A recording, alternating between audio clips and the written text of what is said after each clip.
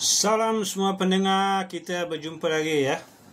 Baik, pada posting saya kali ini, saya akan terangkan lagi satu kaedah yang anda boleh lakukan ya untuk mempercepatkan aliran tunai masuk ke dalam perniagaan anda. Ya, apakah caranya? Dengan memendekkan tempoh bayaran balik pelanggan anda. Atau dalam bahasa lain, mengurangkan jumlah hari ya dalam invoice untuk pelanggan anda bayar balik.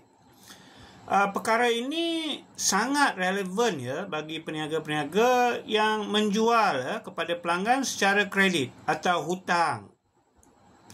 Namun bagi peniaga-peniaga yang berurusan secara tunai sahaja, mungkin topik ini atau kaedah ini tak relevan sangat. Tapi kepada mereka ya, anda kena tahu, nak tak nak, sekiranya kita ingin menambah pelanggan dan seterusnya memperluaskan perniagaan kita ya, seharusnya pemberian kredit atau hutang kepada pelanggan menjadi sesuatu yang perlu difikir-fikirkan sebagai satu polisi perniagaan anda di masa akan datang. Cuba anda bayangkan ya, satu hari pelanggan anda tiba-tiba ingin membeli ya produk kamu dengan kuantiti yang besar, jumlah wang yang besar. Tapi dia minta terma secara kredit selama 30 hari. Takkan kamu nak minta juga cash? Takkan kamu nak kata tak boleh? Rugilah customer situ, betul?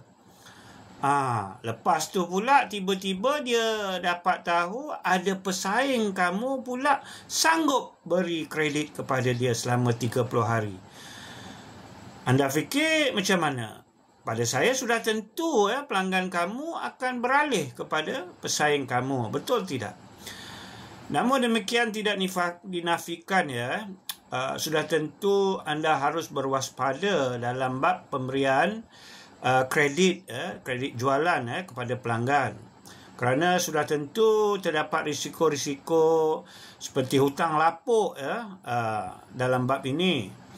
InsyaAllah di masa akan datang, kalau ada rezeki, insyaAllah saya akan terangkan ya bab pengurusan risiko kredit dalam posting saya akan datang.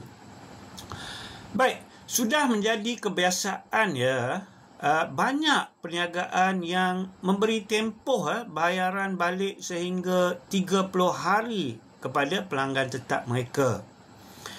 Ada tu saya pernah jumpa sawan sampai beri 2 bulan. Itu sangat lama ya.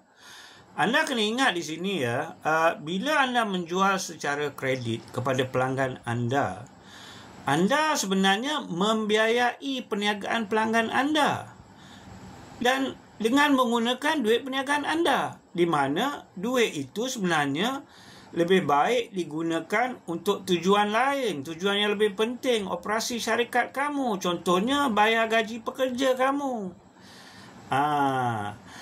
Anda ni boleh kata dah jadi macam bank cuma bezanya pihak bank ni dia charge faedah, sebaliknya anda tak dapat apa-apa pulangan dari pembiayaan ini. Lebih teruk lagi, sekiranya pelanggan tu gagal bayar balik, memang sangkutlah aliran tunai anda. Jadi sebaik-baiknya di sini anda perlu pertama sekali lihat semula ya senarai pelanggan kamu yang diberi jualan secara kredit ini, dan usahakan cari jalan untuk memendekkan tempoh bayaran balik mereka. Semak semula polisi perniagaan anda ya.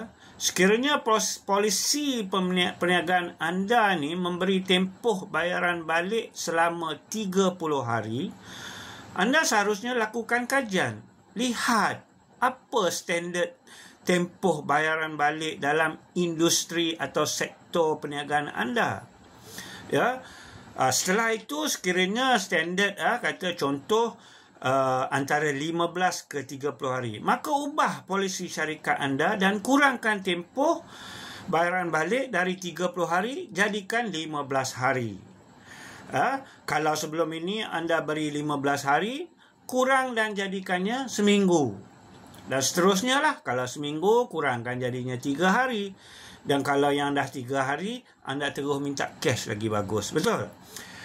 Jadi setelah keputusan baru ini dibuat, jangan lupa sangat penting untuk anda terus hubungi dan komunikasikan polisi bayaran balik ini kepada semua pelanggan yang terlibat secepat mungkin dan terangkan kepada mereka secara formal dan profesional supaya mereka faham dan insya-Allah sekiranya mereka pelanggan yang tetap dan punya kepercayaan terhadap produk dan perkhidmatan kamu, mereka akan terima keputusan baru syarikat anda.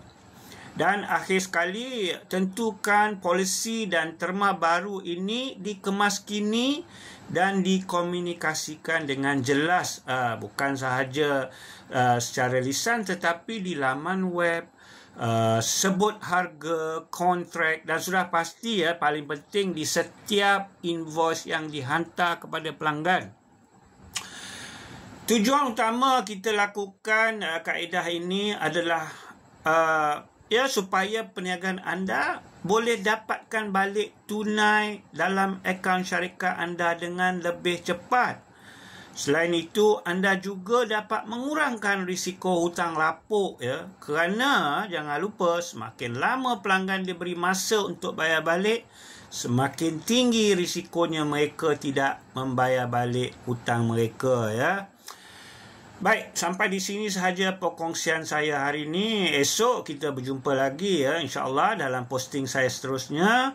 Saya akan sambung lagi dengan topik yang berkaitan dengan cara bagaimana anda boleh mempercepatkan aliran tunai masuk ke dalam syarikat anda.